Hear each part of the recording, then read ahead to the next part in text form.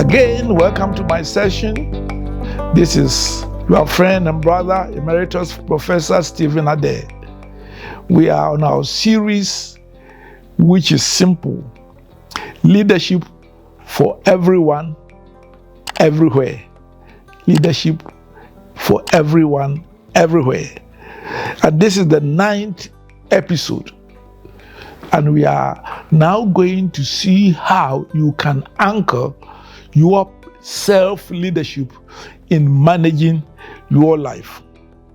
You remember, we are talking about when it comes to self-leadership, you are literally your GPS anchor, which you must have.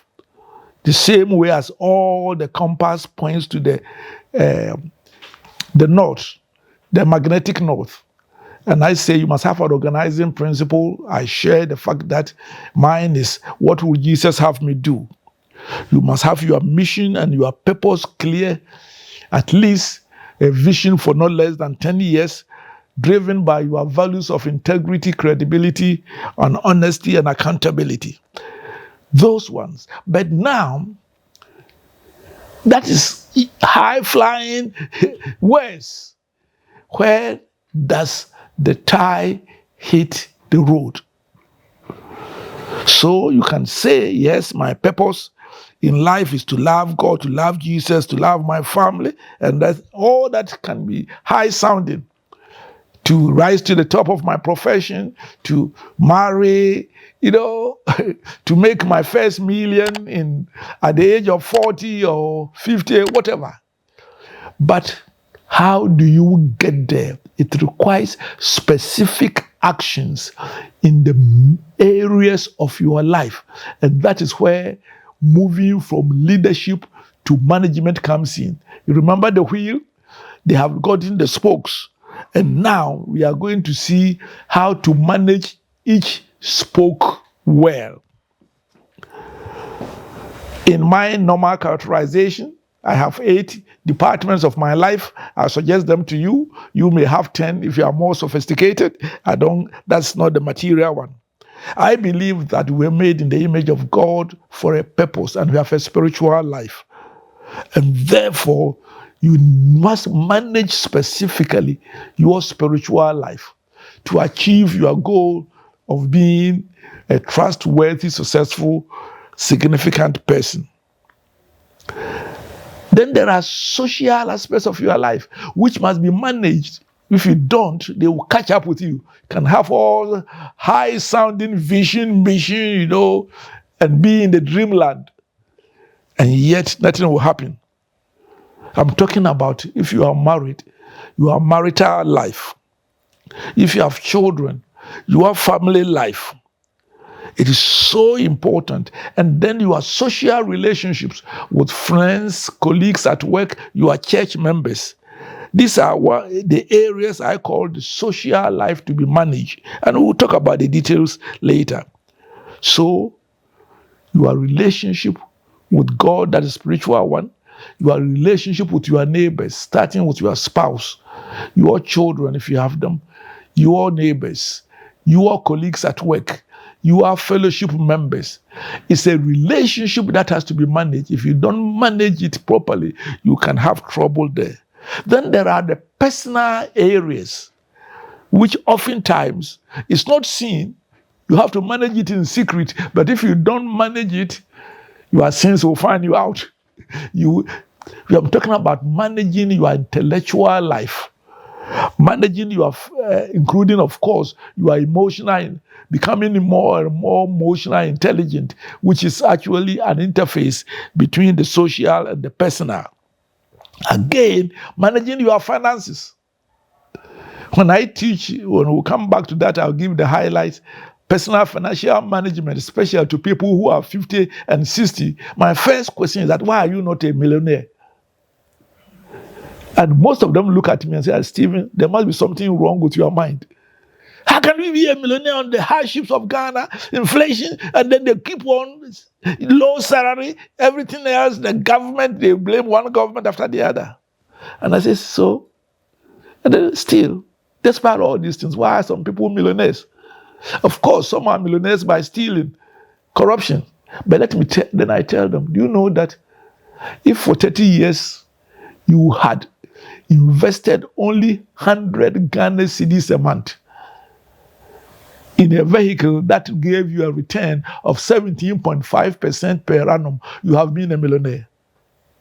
And do you know that the past 30 years, the rate of return on mutual funds in Ghana have averaged above 20%. In fact, I was shocked, even though I teach personal financial management.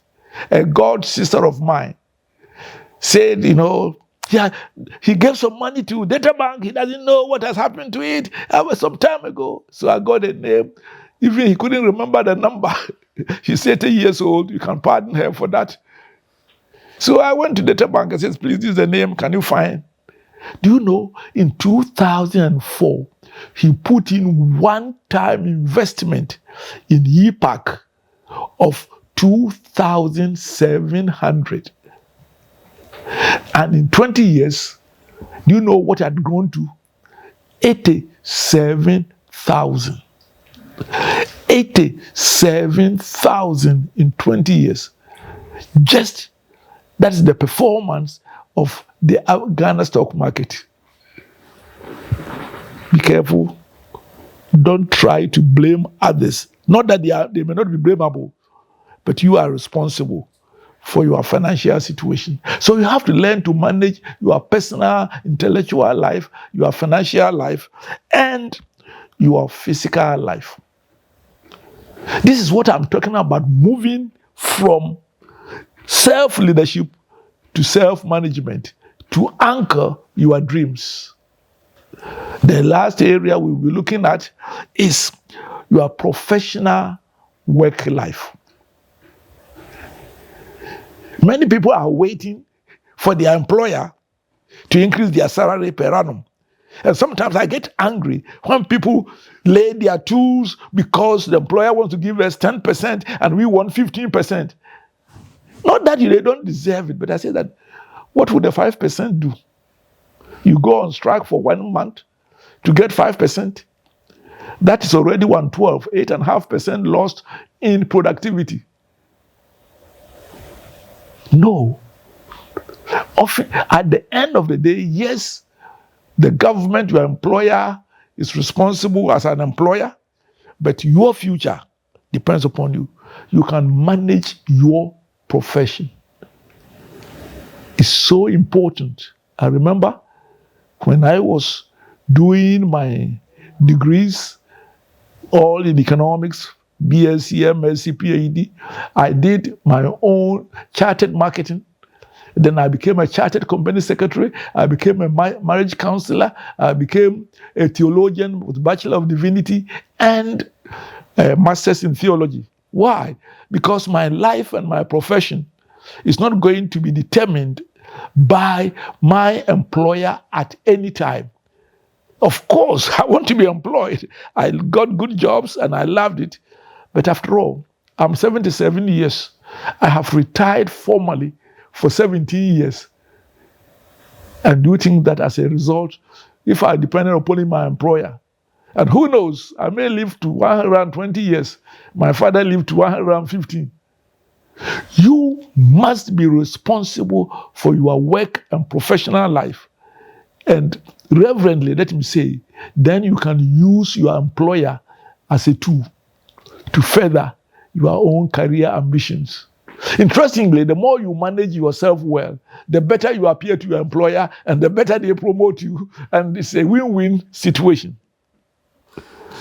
Therefore, over the next few weeks, definitely I don't want to go before beyond Christmas. So I'll try to fit it into about 6 weeks so that we can break for Christmas. Not that I will not be coming on, but how can I miss the Christmas story? And then I'll give a New Year message before we continue on a new series. I consider, if you are talking about the wheel of life, these are the spokes. Your spiritual life, your marital life, your family life, your social life in the community, your intellectual life, your financial life, your physical life, and your work life. And I want to take them one at a time. Of course, I'm not an expert in everything. So most of them will be pointers as to how to manage each area of your life to achieve a certain minimum. So you take it as the 8 spokes of your wheel of life. If they are not balanced, you will find trouble. It's like having a tie under your bicycle or your car, which is not balanced. Even if you get to the end, you will not get there comfortably. That does not mean, you are going to spend equal time on each area of your life. For example, if you're a young person or you are still not in retirement like me, you have to spend 8 hours at work. 2 hours maybe to and fro if there's not too much traffic in your area. 1 hour for lunch. Boy, you have already spent 11 hours.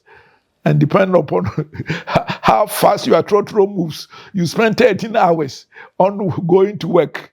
Or else, no contribution, no job. So, it's not so much of the time. For example, you don't need to spend 1 hour a day managing your finances. No, you put in a framework. And every month, automatically, certain deductions are made. So you are not spending time, but you are managing your finances well. Then even your love life, if you are married, in my village when we were young, there was something that was circulating.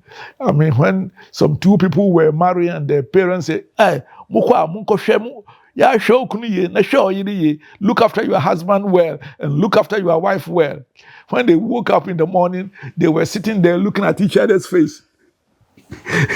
Yeah, that's a good way of marrying. Within 2 days, you have nothing to eat, looking after each other. No. But there are certain things you put in place that breeds love, honesty, affection between you, and you anchor it in good communication. We'll be talking about it. So you are not spending the same amount of hours on each one of them in order to manage it well.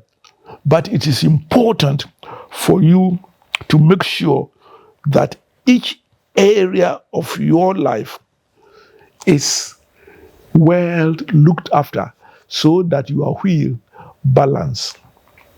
I've seen it over and over, how people are not able to balance their personal, relational, and professional life. And it catches up with them. Or their pursuit of money. And how many millionaires have messed up their love life. Even the founder of, who was for many years the richest man in the whole world, managing billions and several workers. The one who did Microsoft, what is his name? Bill Gates, couldn't manage one wife. One of my icons in leadership is Jack Welch, divorced and remarried and the rest. So you can even be the topmost professional, and yet you will not have been able to manage your married life because there was imbalance at a certain point in your life. I've seen so many successful people whose children end up as drug addicts. In one case, it was so shameful because there's no reason why this young man, born with a silver spoon in the mouth, should trade in drugs and end up imprisoned for decades as a result. So there's a need for us to manage our life in such a way that there is a balance between them. You must manage each of the departments of your life well so that you can support your vision and your mission without the usual tragedy of imbalance. Thus, over the next few weeks, I will be taking up managing each area, managing your physical life, managing your work life, managing your relational life, managing your spiritual life, managing your finances, so that there will be a modicum of balance within your life. And in this case, you can eat your cake and have it. Many people think that, we are going to do a killjoy type of, now I'm serious, I have to manage my life very well. I don't have time. There's a story was told about the secretary of a district chief executive in the colonial days, and he himself, didn't speak much English. And then he wanted to bluff to the villagers that he speaks English. And then someone was speaking Twi to him. He says, I'm this scratch. I don't teach this. In other words, I am the clerk, this scratch of the DC. I don't speak Twi during my working hours. No, we are not talking about this paranoia.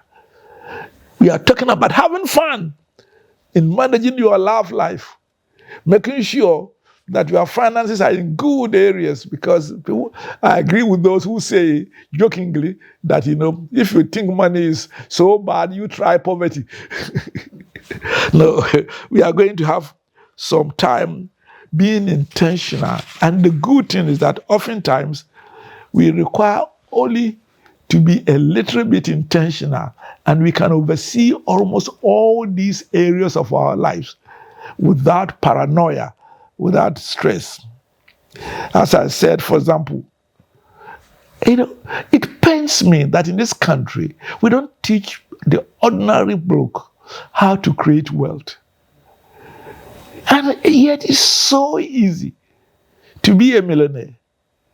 And my target, I hope the Lord will let me see, of encouraging 1,000 young people to be a billionaires within 20 to 30 years, which means they are investing only 10 to 500.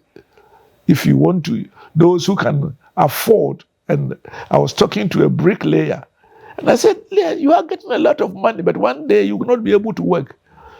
And I was pleasantly surprised. He says, no, I put 1,000 CDs aside every month. Then came my shock. Where do you put it? In commercial bank current account. That means that one day he will wake up, all his money will be nothing. Instead of earning about 20% or 15%, the bank will be even charging you for your money being there. So be careful and be attentive. We are going to go through some exciting times. Some how to be rich and holy.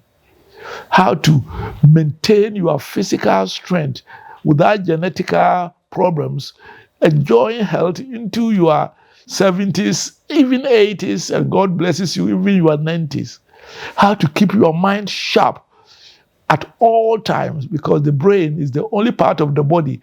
The more you use it, the better it becomes. Shalom, and may the Lord be with you. We'll meet again on episode number 10.